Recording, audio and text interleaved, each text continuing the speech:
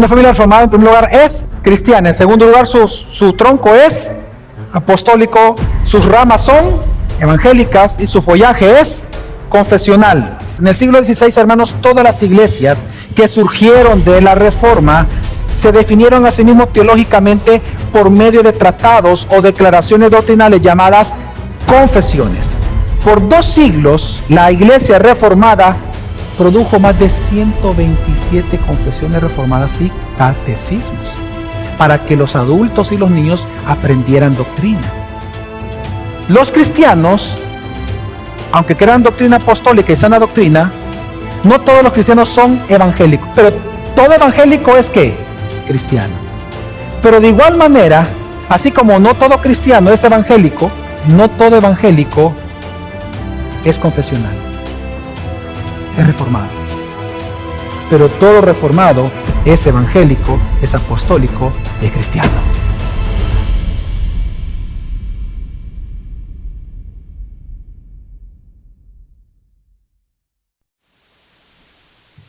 El tema de esta mañana es familias confesionales. Y quiero que por un momento puedan imaginar una sala de emergencias en un hospital. Pero una sala de emergencias después de un gran y grave accidente de tránsito. Imaginen el ruido que hay en esa sala. A lo lejos se escuchan las sirenas de las ambulancias, ruido y gritos. Por varios minutos no dejan de entrar pacientes. Varios son llevados en camillas por paramédicos, otros por sus familiares y otros llegan solos para ser asistidos. De un momento a otro la sala de urgencia se llenó y el personal médico no da abasto para atender a todos los casos. En ese momento se necesita de alguien con mucha experiencia y conocimiento médico para practicar algo llamado triaje. Una palabra que viene del francés que significa ordenar o clasificar. Es decir, tienen que hacer este triaje para poder determinar qué pacientes tendrán prioridad para ser llevados a cirugía y ser atendidos con máxima urgencia. A lo largo de la historia, la iglesia ha vivido épocas de emergencias, de urgencias, en las que ha sido expuestas a herejías y errores teológicos que atentan en mayor o en menor grado contra la vida espiritual de la iglesia y de sus miembros. Algunos de estos errores son esenciales porque atentan contra la esencia del carácter de Dios, del evangelio y de la iglesia. Este tipo de errores deben ser refutados inmediatamente y ardientemente como la Biblia lo enseña. Otros son errores no esenciales, que no atentan contra la esencia de la iglesia, pero que sí desvían su mirada de Jesucristo. Y estos tienen que ser tratados para evitar que con el tiempo lleven a graves consecuencias. Para ambos casos, para defender nuestra fe tanto de errores esenciales como no esenciales, en la historia de la iglesia Dios nos ha dado una herramienta para que podamos hacer un triaje teológico, para que podamos defender nuestra fe. Estas herramientas son las confesiones de fe reformadas históricas, las cuales fueron producidas durante 2 siglos a partir de la Reforma Protestante, para no desviarse de la sana doctrina en aspectos y tareas de adoración, de testimonio, de enseñanza, de disciplina y de defensa de la fe. Hermanos, esto nos hace ver hoy la gran necesidad que tenemos de ser familias reformadas. Una familia reformada, recordemos que es, y siguiendo el ejemplo del árbol que hemos venido dando en las semanas anteriores, una familia reformada es aquella que tiene raíces cristianas, es decir, raíces en el evangelio de Jesucristo. Tiene un tronco apostólico, aquellas enseñanzas apostólicas que encontramos en la palabra de Dios y que se recogen históricamente en credos. Tiene ramas evangélicas, como aprendimos la semana pasada, a través de las 5 solas de la fe reformada. Y como aprenderemos hoy, sus hojas o follaje es confesional. Debido a esto, mi intención es persuadirlos hoy de lo siguiente. Una familia confesional conoce, vive, proclama y defiende su fe. Para aprender estas Para convencerlos de esto, vamos a aprender 3 cosas, las cuales son las 3 partes del sermón de esta mañana. En la primera parte vamos a responder qué son las confesiones y por qué las necesitamos. Luego daré un ejemplo bíblico y relevante de la fe que confiesa la iglesia. Y después veremos cómo la fe que confesamos se relaciona con nuestra vida de iglesia, con el testimonio que damos de la cultura que nos rodea y con la adoración a Dios. Empecemos por lo primero entonces. ¿Qué son las confesiones de fe y por qué las necesitamos? Todos los seres humanos tenemos una confesión de fe. Usted y yo tenemos una confesión de fe porque todos los seres humanos tenemos un sistema de creencias. Quiere decir que todos nos movemos en base a lo que nosotros creemos. Por eso, hermanos, es importante saber si lo que creemos es verdadero o es falso. Porque una fe verdadera, una verdadera doctrina nos llevará a una correcta adoración a Dios. Por otro lado, una mala doctrina produce una falsa adoración a Dios. Por eso es importante confrontar con lo que creemos, con lo que la Biblia enseña, y de esa forma confesemos todos juntos como iglesia nuestra fe. ¿Pero qué es confesar? Confesar significa afirmar la fe en conjunto. Por eso es que debemos de ser familias cristianas, apostólicas, evangélicas y confesionales. ¿A qué nos referimos por confesional? Por confesional nos referimos al sistema de creencias que confiesa algún credo histórico reformado de la iglesia y se adhiere a sus resúmenes doctrinales que han servido de estándares para la vida de los verdaderos creyentes de todas las épocas. Es decir, que por confesional nos referimos a la fe que los cristianos han afirmado en conjunto durante la historia. Como cristianos nos centramos en el Evangelio. Y como evangélicos afirmamos que la Biblia es la palabra escrita de Dios y por lo tanto es la única autoridad para los asuntos de fe y de vida de la iglesia. Pero como Pastor Javier ha enseñado en el curso que es la teología reformada de Siempre Reformanda, la Biblia es el juez y estándar para conjuntar nuestras creencias de tal manera que nuestras creencias o credo venga a ser el de Jesucristo. Hay que aclarar algo. Las confesiones reformadas históricas, ninguna sustituye la Biblia, sino que las confesiones de fe reformadas son como espejos teológicos de la doctrina fundamental de la Biblia que, como los espejos, existen solo para reflejar de manera resumida la verdad inmutable de Dios en la Escritura. Entonces, ¿qué son las confesiones de fe? Las confesiones de fe son resúmenes muy completos de las doctrinas bíblicas que dicen, en forma abreviada, lo que la iglesia de Cristo cree, con el propósito de afirmar nuestra fe, de evitar que caigamos en errores doctrinales y que podamos defender el Evangelio para proclamarlo y vivirlo con precisión. Ahora respondamos otra pregunta. ¿Por qué son importantes las confesiones de fe? Las confesiones de fe son importantes, hermanos, porque son necesarias. Y son necesarias por lo menos 3 razones. En primer lugar, las confesiones de fe son necesarias para definir nuestra fe.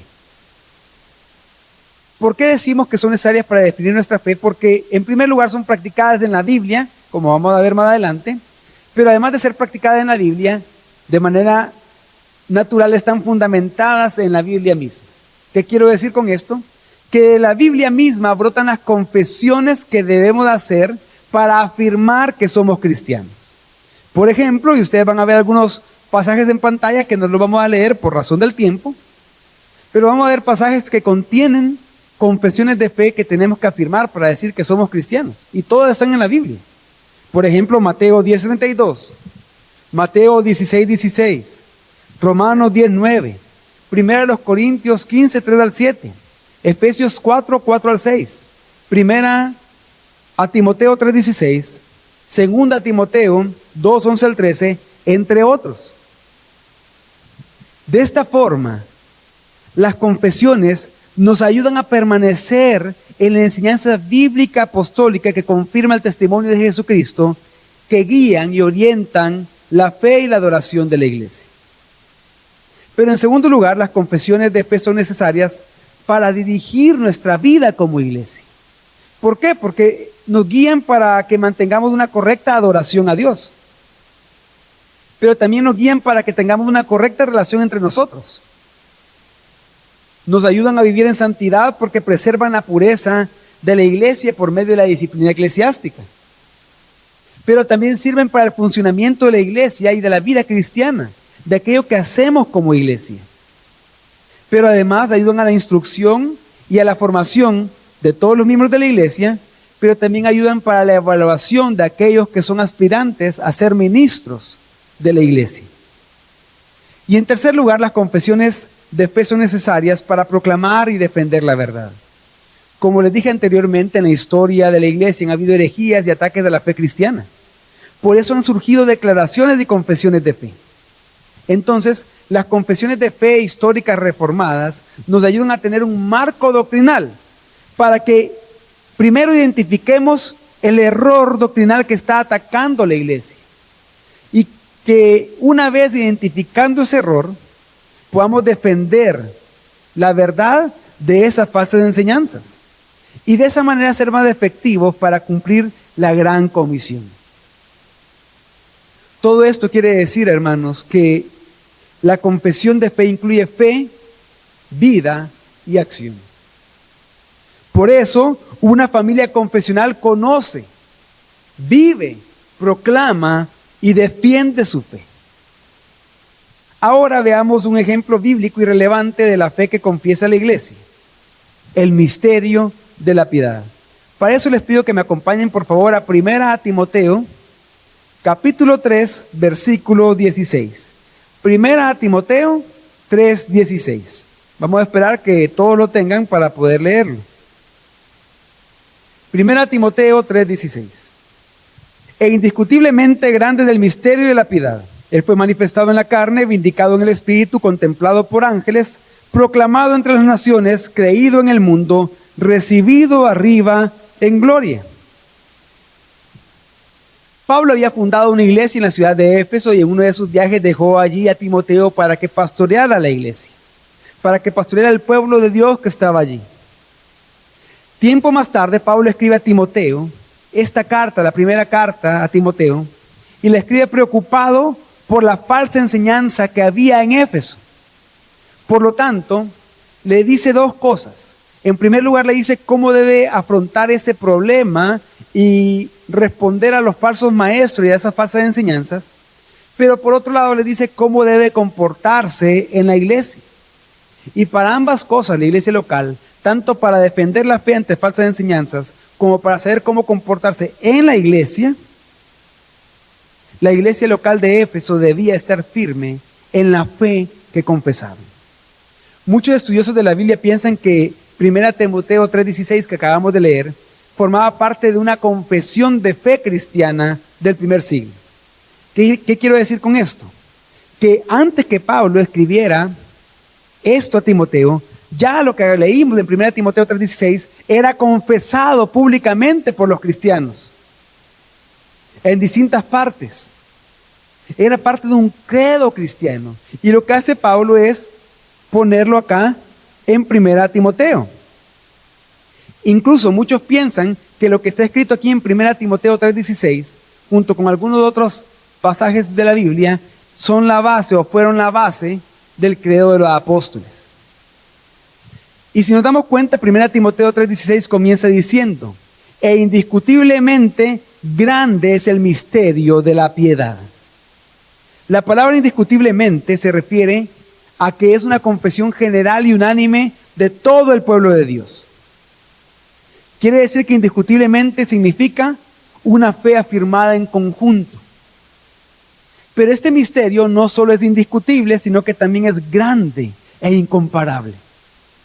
Cuando Pablo habla de misterio, se refiere a la verdad revelada del Evangelio, a Cristo y su obra. El misterio de la piedad es el Evangelio resumido en 6 cortos enunciados. Así, en el resto de este versículo 16, de forma poética, el apóstol Pablo describe las grandes verdades del cristianismo que debemos de creer para ser salvos, para tener una relación correcta con Dios y para ser discípulos de Cristo que cada día busquen vivir santa y piadosamente. Este pequeño pero poderoso himno y confesión de fe comienza diciendo: Él fue manifestado en la carne. Lo primero que hace esta confesión de fe entonces es hablar de la encarnación de Jesucristo, de ese momento en el que el eterno y divino Hijo de Dios tomó naturaleza humana y encarnó. En otras palabras, hermanos, el misterio de la piedad nos enseña que Jesús es verdadero y completamente hombre, y que como verdadero y completamente hombre tuvo tentaciones pero nunca pecó, tuvo luchas y debilidades pero nunca cayó. Pero también nos enseña la encarnación que Jesús es verdadero y completamente Dios, que murió por nuestros pecados. Entonces, ¿por qué es importante que nosotros conozcamos esto hoy? Porque Jesús, siendo Dios, encarnó y murió para salvarnos. Y si Él murió para salvarnos, es porque nosotros necesitamos salvación. Y si necesitamos salvación, es porque somos pecadores. Tú eres pecador, yo soy pecador. Y la única forma de obtener salvación es yendo a Jesús, corriendo a Él en arrepentimiento. Corriendo a Él en arrepentimiento por nuestros pecados, porque Él fue quien murió por nuestros pecados. Pero sigue diciendo esta confesión de fe: vindicado en el Espíritu. Quiere decir que habiendo sido condenado a muerte por blasfemo e insurrecto, estos cargos fueron completamente refutados cuando Cristo resucitó de entre los muertos. La resurrección de Jesús sirvió como declaración de que todas sus afirmaciones de ser el Hijo unigénito de Dios son verdaderas.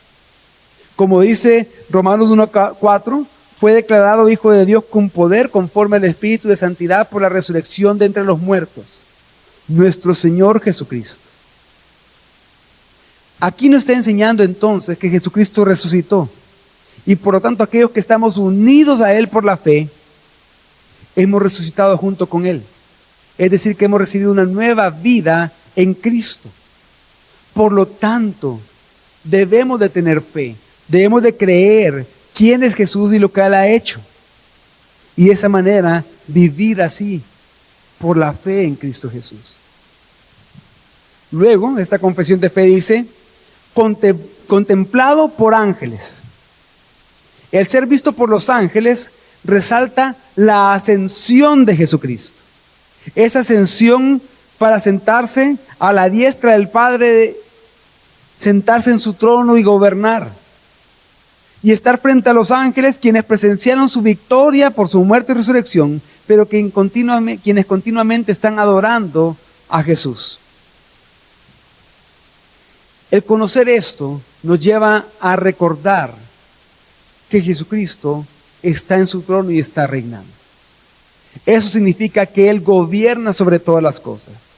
Y como Rey sobre todas las cosas, Él cuida, protege y guía a su pueblo. Pero a la vez que como Rey está guiando, protegiendo a su pueblo de su trono, también como sumo sacerdote está sentado a la diestra de Dios para interceder continuamente por nosotros. No en virtud de lo que nosotros hagamos cada día, sino que intercede por nosotros en nuestras luchas, tentaciones y caídas, por lo que Él ya hizo, por su muerte y resurrección.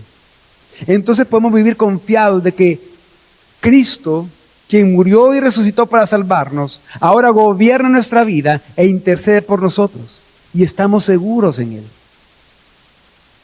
Luego sigue diciendo esta confesión de fe: proclamado entre las naciones. Desde Pentecostés, cuando los discípulos recibieron el Espíritu Santo, la iglesia proclamaba el Evangelio hasta los confines de la tierra, cumpliendo así la gran comisión, fortalecidos con la promesa que Jesús está con nosotros todos los días hasta el fin del mundo. Entonces, hermanos, ese mismo Espíritu Santo que capacitó a los apóstoles para proclamar el Evangelio e ir a ser discípulos, es el mismo Espíritu Santo que habita en nosotros hoy y que nos capacita para proclamar el Evangelio. Pero además del Espíritu Santo en nosotros, nos lleva y nos capacita a vivir una vida de piedad, de santificación y consagración a Cristo cada día. Luego sigue diciendo esta confesión de fe, creído en el mundo. Y es que el efecto de la proclamación del Evangelio es la conversión de personas de toda tribu, lengua y nación, quienes ahora son hijos de Dios. Y termina diciendo la confesión de fe, recibido arriba en gloria, hablando de la exaltación y reino presente de Cristo sobre su iglesia, pero también a través de su iglesia. Esta es una afirmación de que Jesús es glorificado cuando su iglesia difunde las buenas nuevas, difunde el Evangelio por todo el mundo. Jesús es Rey que está en su trono, pero que es glorificado por medio de la proclamación del Evangelio. Y esta es la confesión de fe que se encuentra en 1 Timoteo 3:16. Y es algo que es sumamente interesante de notar, es el lugar donde está 1 Timoteo 3:16. Es decir, cómo ese versículo se encuentra entre dos partes bien importantes de esa epístola a Timoteo. ¿Y en dónde se encuentra? En primer lugar se encuentra entre cómo se debe comportar uno en la iglesia local, en los versículos 3, 14 al 15, en los versículos 14 al 15 del capítulo 3.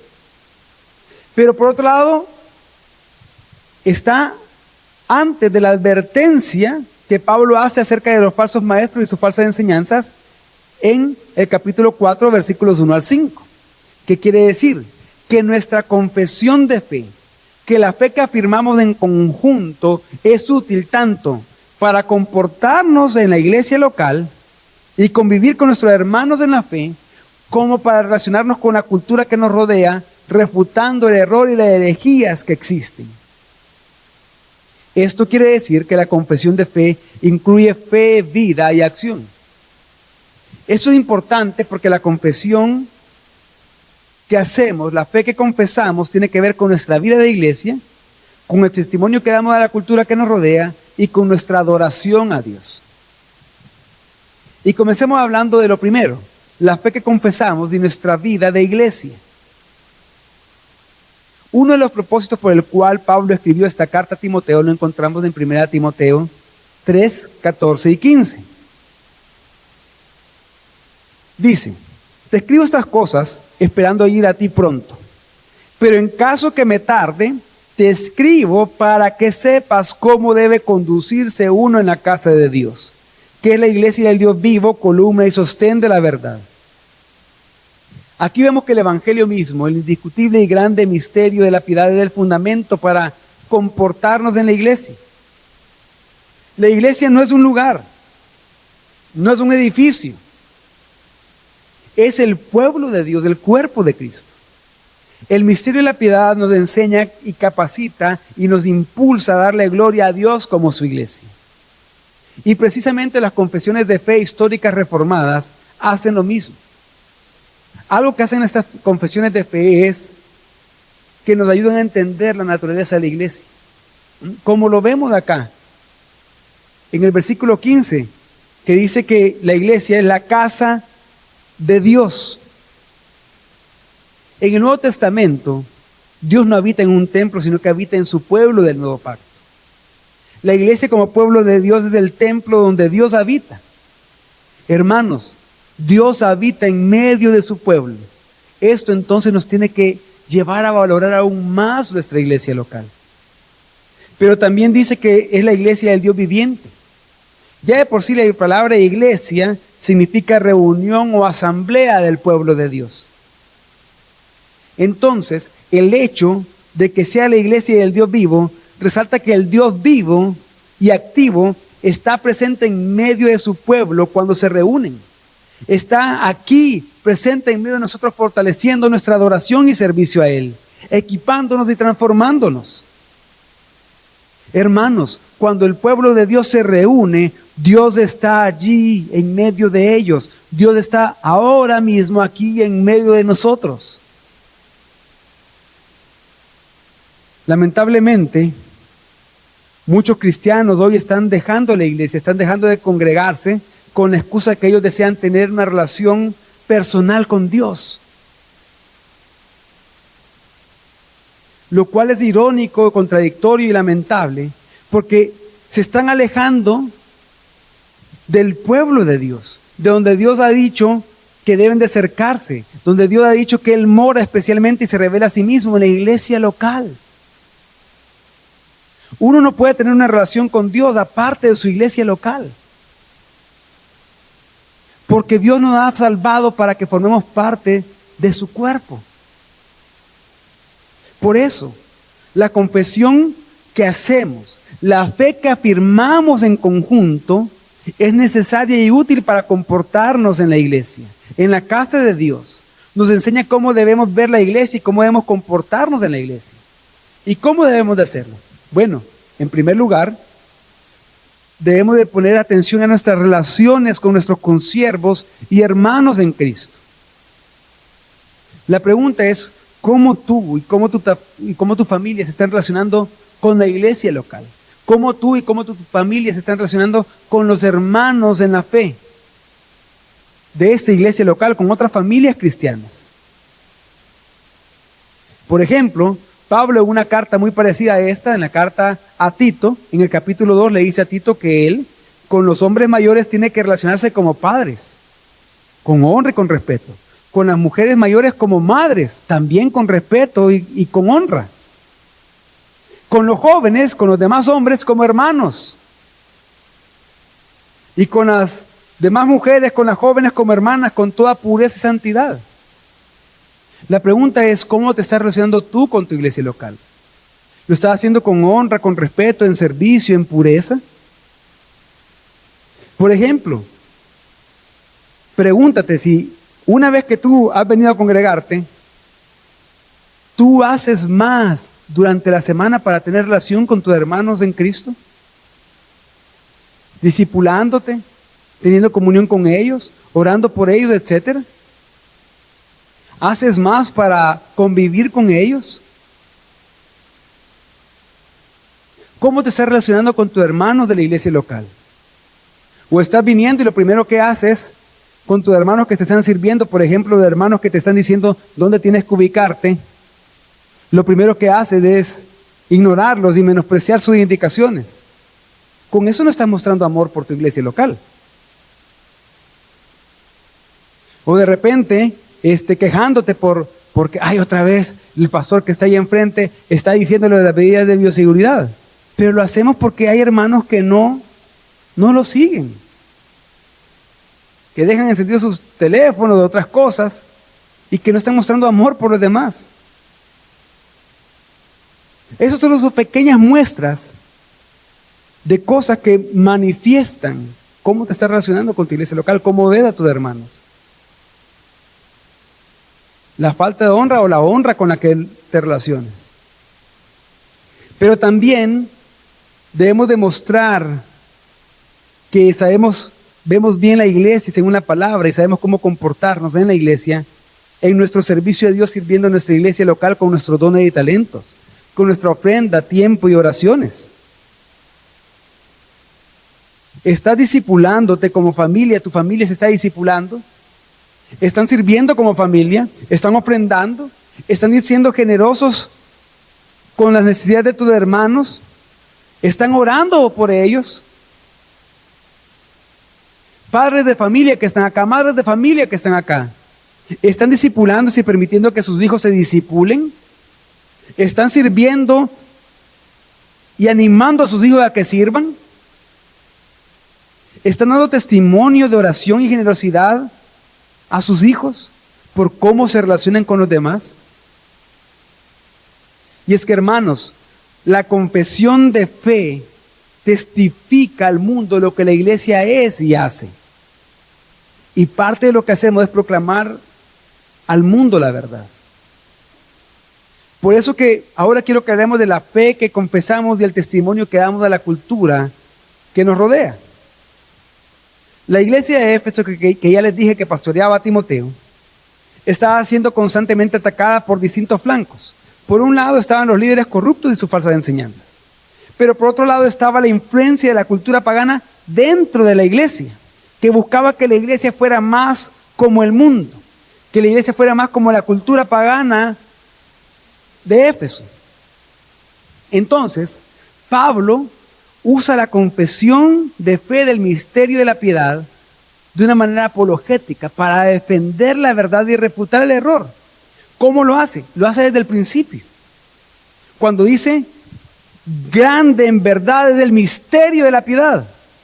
Con esa frase Pablo ya está haciendo apologética. Con esa frase Pablo está defendiendo la fe del error. ¿Por qué? Porque está haciendo eco intencionalmente de una frase que se escuchaba con frecuencia en Éfeso, que de hecho la encontramos en Hechos 19:28, y esa frase es, grande es Artemisa de los Efesios. Entonces Pablo lo que está haciendo acá es, no, Artemisa de los Efesios no es grande. Grande es el misterio de la piedad. Grande es Jesucristo, quien siendo Dios se hizo hombre para morir por nosotros y que resucitó, que ha sido visto por los ángeles, que está sentado en su trono, que es rey, que está intercediendo por su pueblo, que está siendo predicado entre las naciones, que está siendo creído en el mundo y que está siendo recibido en gloria arriba. Eso es grande, no Artemisa de los Efesios. De esta forma, Pablo está subvirtiendo indirectamente el culto de Artemisa, la diosa de Éfeso. Por eso es que también el evangelio mismo, el indiscutible y grande misterio de la piedad, es el fundamento para ser columna y baluarte de la verdad, como dice el versículo 15 del capítulo 3 de 1 Timoteo. Ser columna y baluarte de la verdad tiene que ver con la función principal de la iglesia: hacer discípulos por medio de proclamar, aconsejar y enseñar el evangelio. Esa es la función principal de la iglesia.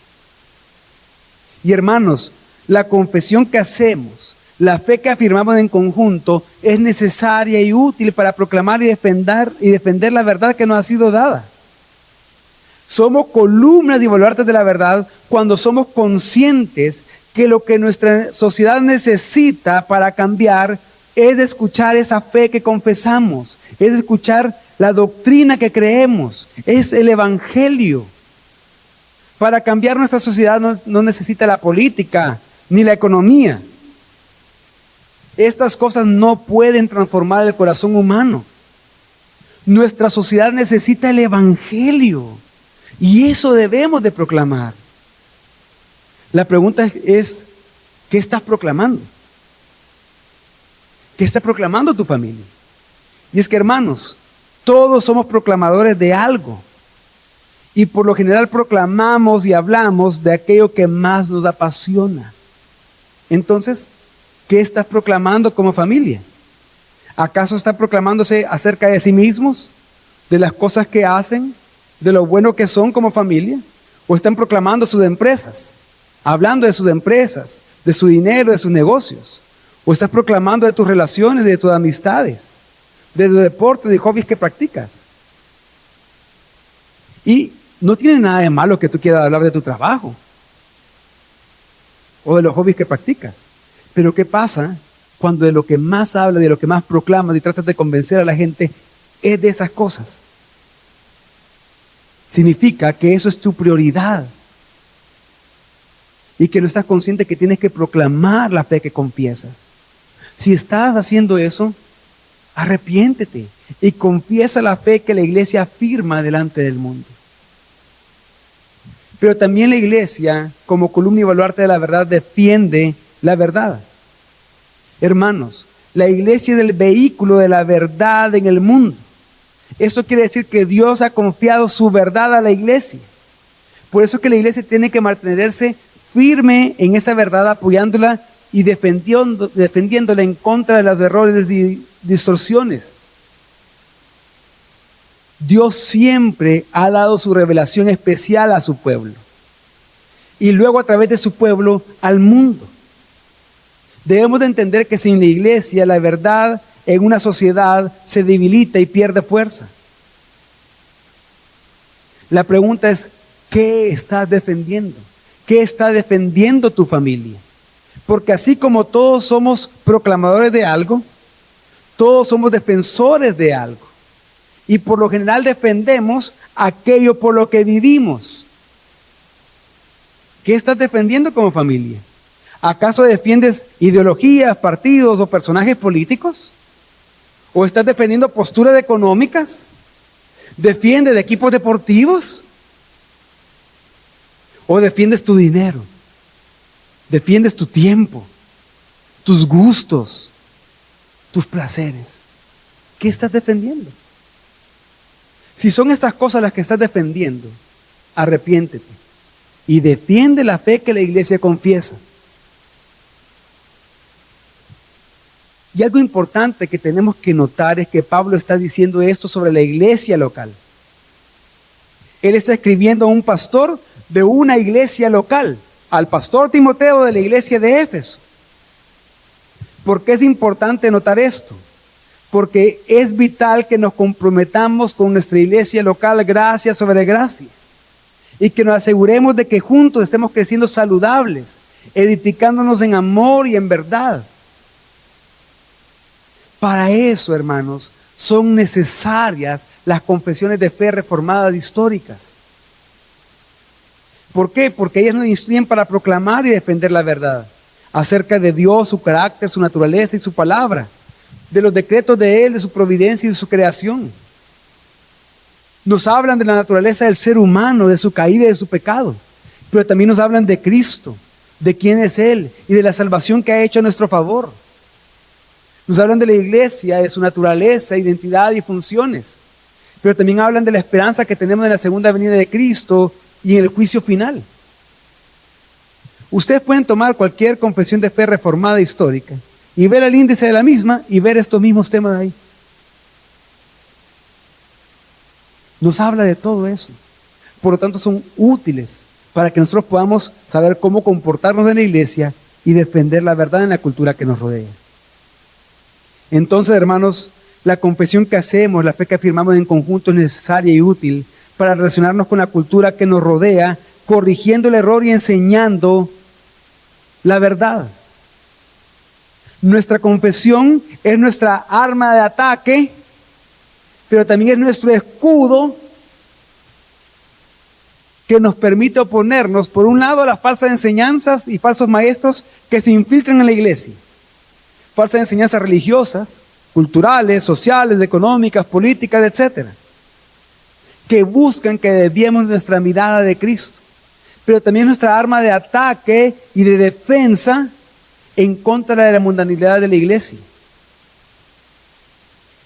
Esas confesiones de fe evitan que toleremos el pecado que la cultura ha normalizado y que lo traigamos dentro de la iglesia, como por ejemplo la forma de hablar, la forma de vestir, la forma en que nos relacionamos, lo que pensamos del dinero, la avaricia con la que vivimos, lo que se piensa de la sexualidad, el vivir con lujuria,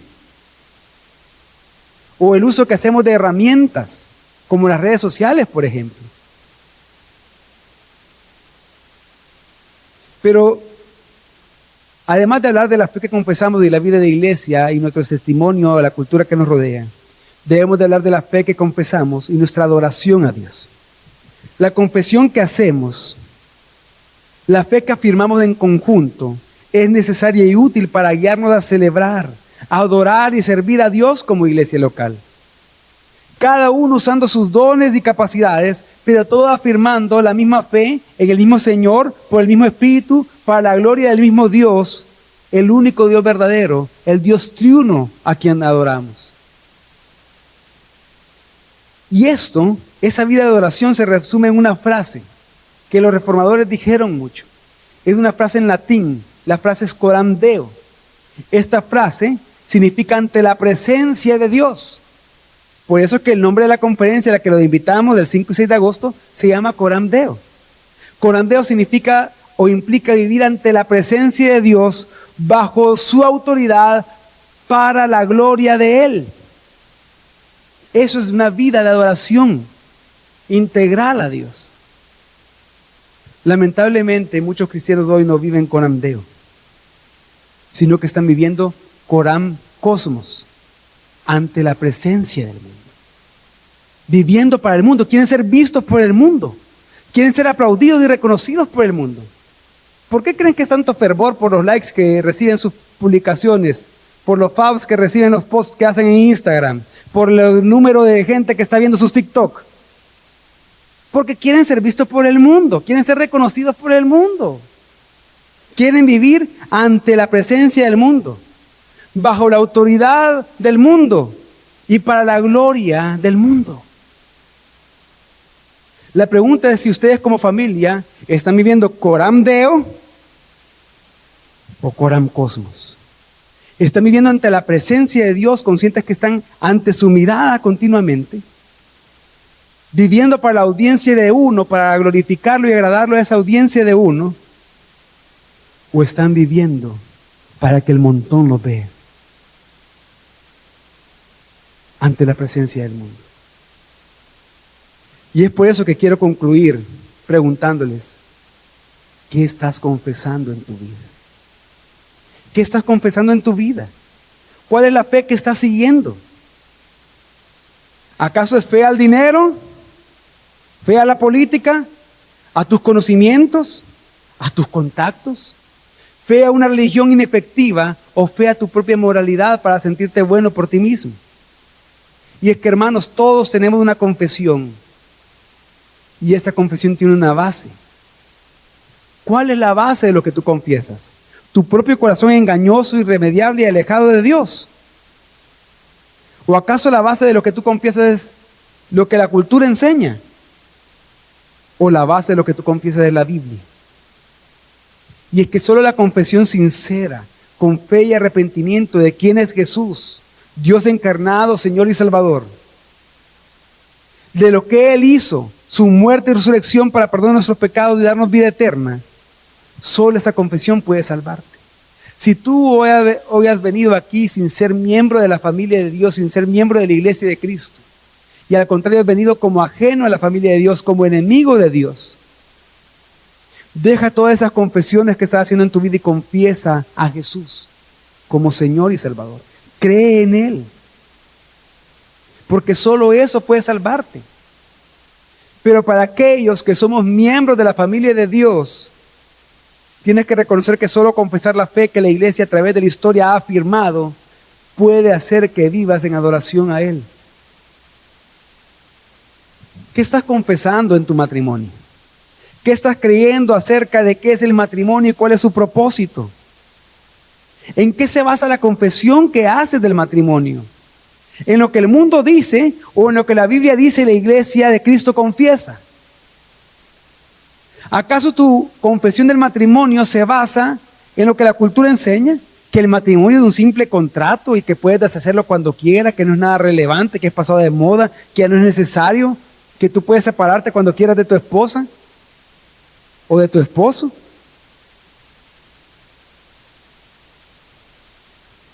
¿O estás confesando lo que la Biblia dice y la iglesia afirma? Que el matrimonio es un pacto hecho delante de Dios que refleja la relación de pacto entre Cristo y su iglesia. ¿Qué estás confesando acerca de la familia y de los hijos? ¿En qué se basa la confesión que haces de la paternidad y la maternidad? ¿En lo que el mundo dice o en lo que la Biblia dice y la iglesia de Cristo confiesa? ¿Piensas acaso que la paternidad es solo cumplir con el prototipo o cumplir con el prototipo de crianza para tener el prototipo de hijo que la cultura te dice? ¿O que la paternidad o maternidad significa nada más proveer y dar todo lo necesario para que sea alguien en la vida? ¿O que cumplan las metas que tú no pudiste cumplir? Eso es lo que la cultura enseña. Pero lo que la Biblia afirma es que la paternidad y maternidad es que tú hagas discípulos de tus hijos, que disipula a tus hijos, que los instruye y disciplines en el Señor para no provocarlos a la ira de Dios y a su perdición y condenación. Jóvenes, solteros que están aquí, que están confesando en su vida respecto a su sexualidad, que están afirmando respecto a su sexualidad. Lo que el mundo te enseña que puedes decidir libremente tu identidad sexual y hacer lo que quieras con tu cuerpo, o lo que la Biblia afirma, que solo hay dos sexos y que la sexualidad es un regalo de Dios para ser disfrutado dentro del pacto matrimonial entre un hombre y una mujer. ¿Qué están afirmando como familia respecto al uso del dinero, al uso de su tiempo, a las amistades que tienen? ¿Qué están afirmando, qué están confesando como familia respecto a eso? Y es que, hermanos, vivimos en tiempos de máxima urgencia.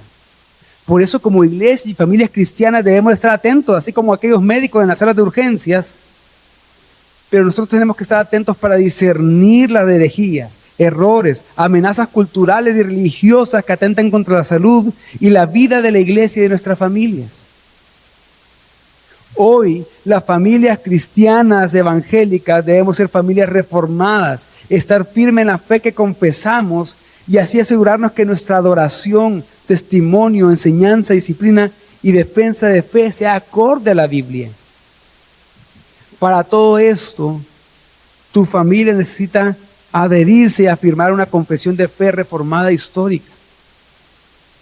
Nosotros como iglesia, gracia sobre gracia, y como la mayoría de ustedes aprendió en las clases de membresía, nos hemos adherido a la Confesión Bautista de Londres de 1689 y su respectivo catecismo. Esta confesión ustedes, al ingresar a la página web de nuestra iglesia, pueden encontrarla y descargarla allí. Pero además de eso, para su instrucción le hemos dado un documento hermoso, histórico, muy edificante, que son las 3 formas de unidad y los credos.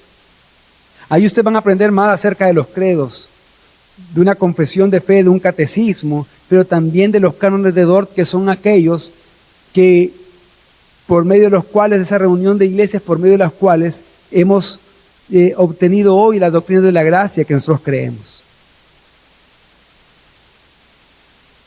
Recuerden, hermanos, que una familia reformada es aquella que tiene raíces cristianas, tronco apostólico, ramas evangélicas y sus hojas o follaje confesional.